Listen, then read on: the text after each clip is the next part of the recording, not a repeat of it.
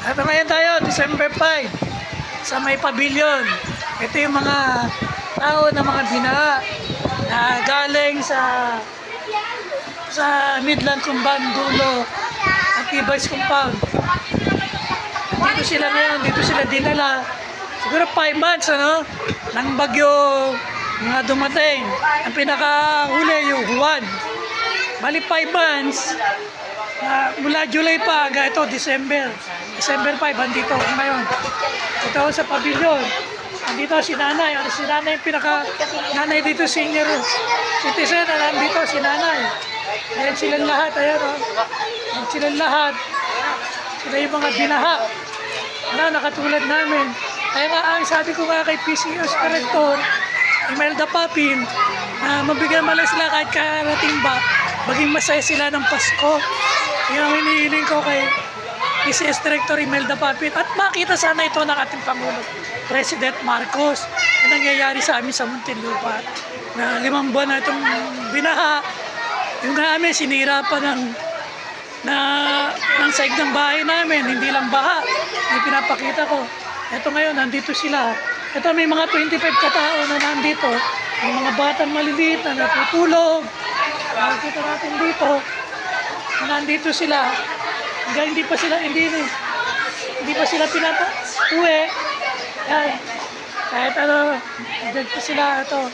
Kasi nga, malalim pa yung bahay nila doon sa Tibais Compound, Midland Compound. Kaya nga, taon 2012, nakarating rito ang dating President Pinoy.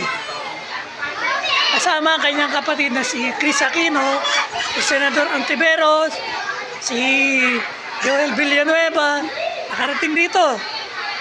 Ang hanging habagat, umanor mula sa baryo ng Tunasan.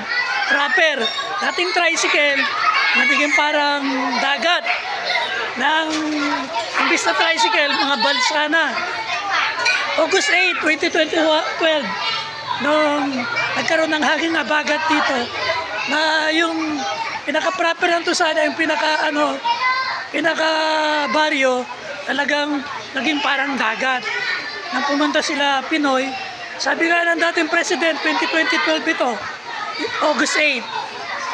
Alam ko itong lugar na ito, dito kami nagkangampanya eh. Malapit ito sa Laguna Lake. Itong lugar na ito sa Barangay Tunasan.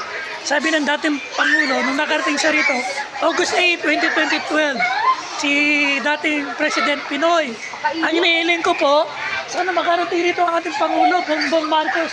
Silipin man lang yung Tibais Compound, Midland Compound, Dulo na tinitira nitong mga to.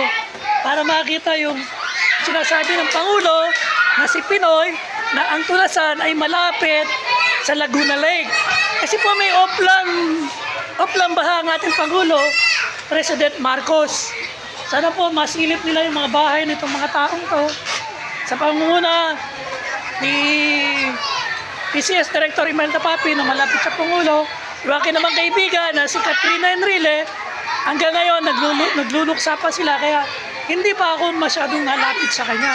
Kasi nagkausap nga kami niya, sabi niya, Ray, nagluluksa pa nga kami dahil kamamatay lang ng ama niya, dating Senate President Juan Ponce Enrile.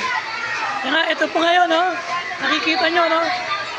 Kung walang si Katrina, ilala ko puso ng kaibigan ko niya.